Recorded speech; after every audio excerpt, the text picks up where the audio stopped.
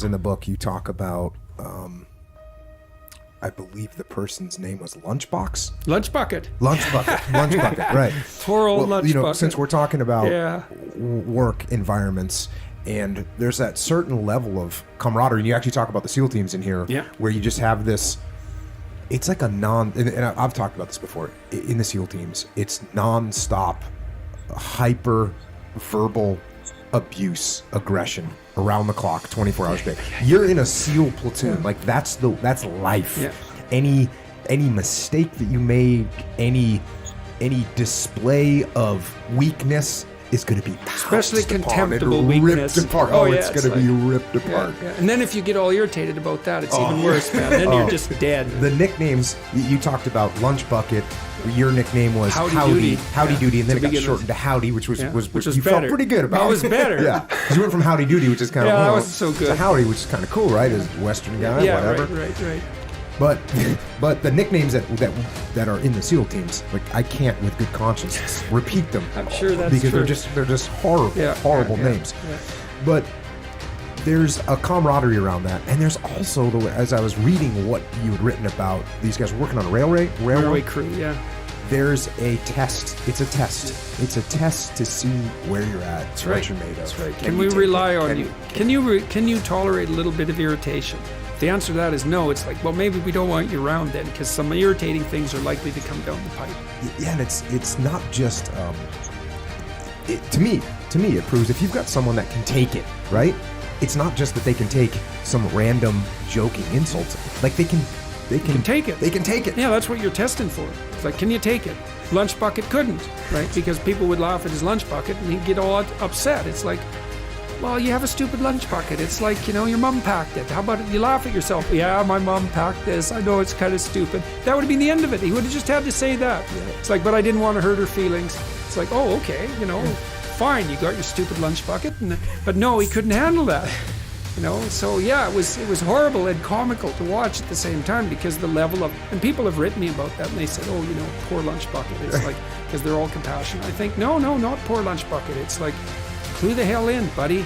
You had your chance. That was a desirable job, that rail crew job in the summer, because it was high paying, and they weren't easy to come by, those jobs. And so the fact that he got hired onto that crew was a real opportunity for him. You could make a pile of money in the summer working on the rail crew. And all you had to do was take some ribbing with good grace, not suck up to the management too badly, and not have other people do your job. That was all. That was all you had to do. But he couldn't do that, and so he got run off. And it was like, grow the hell up, buddy. These guys, when 100 people are teasing you, then probably they're not wrong. Yeah, when you are getting teased like that as well, when you stop reacting, it's no longer fun. Yeah. Yeah. Well, it also gives you an opportunity to tease back. It's like, because you can show your wit. And one of the things that working class guys in particular, which is one of the things I really loved about working class jobs, is that they're always looking for some humor. So it's like, if person A is teasing person B, that's kind of comical. But if person B comes back with a good comeback, it's like, that's even better, So I think that's a lot of how those jobs are rendered tolerable, right? They're hard, dirty jobs. Right. Dishwasher's a good example of that. It's not dangerous. Although cooking is you gotta watch your step. I got burnt a lot when I was cooking. But what makes those jobs not only tolerable, but even desirable, is that you can develop a tremendous amount of camaraderie around them. I've never really experienced that at a professional level job. That just doesn't happen the same way. And there's a real loss in that. So it's fun to be part of a team that's doing, grubby, hands-on things and having a ridiculously entertaining, vicious, cruel, and evil time while you're doing it. That's very entertaining. This new kids book I wrote. So the kid Mark, he's getting made fun of by this. He's a different kind of bully. He's like a mental bully that verbally abuses people, and he gets called plate face by this character, and eventually gets in trouble for throwing something at the kid because he's calling him plate face. But eventually, the way he befriends the kid is by they have to do a self-portrait class, and he draws a picture of himself looking like a plate, and he shows it to the kid, and the kid laughs, and all of a sudden they're buddies. And it's like, that's what you do. You take away that You take away the joy of being so heated and irritated by people that are making fun of you, and you just kill it right there. Jiu-jitsu in some sense. Well, I had an experience with that about 3 years ago. I put my videos up online, and people kept saying that I sounded like Kermit.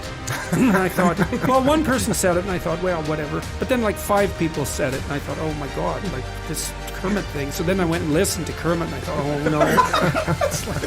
it's like really, I really sound like Kermit, you know. And so then, well, then I started to play with it a little bit. You know, I used the puppet when I went to speak to university students, and I made frog jokes, and then I made a couple of videos that sort of featured me as a frog. And I mean, it's crazy, right? It's ridiculous, but the teasing never got mean because of that, you know. Yeah. And the same things happened online to a larger degree as people keep making memes of me. Like, and there's lots of them. There's way too many to even keep track of. And I was watching that happen, and I thought, okay, this is a good thing because there's humor, and wherever there's humor, that's a good thing. And they're making fun of me, but it's gentle. You know, most of it was pokey, you know, like, well, you sound like this damn puppet. What do you think of that? It's like, well, if I had to pick someone to sound like, it probably wouldn't be a puppet. But if it had to be a puppet, Kermit's not a bad one. It could be a lot worse. Like, it could be Miss Piggy. That could have been that, you know, so thank God that didn't happen. But the memes have never got vicious because, you know, I'll post them if they're funny and satirical, and then they won't get vicious because they don't have to. It's like, can we poke fun at you? It's like, yeah, please do. And the more the better, really, because that'll also help keep my feet on the ground and keep me awake. And plus, it's funny. And like, one of the things about life is that a sense of humor, that's a good thing to arm yourself with, because sometimes you just don't have anything other than that.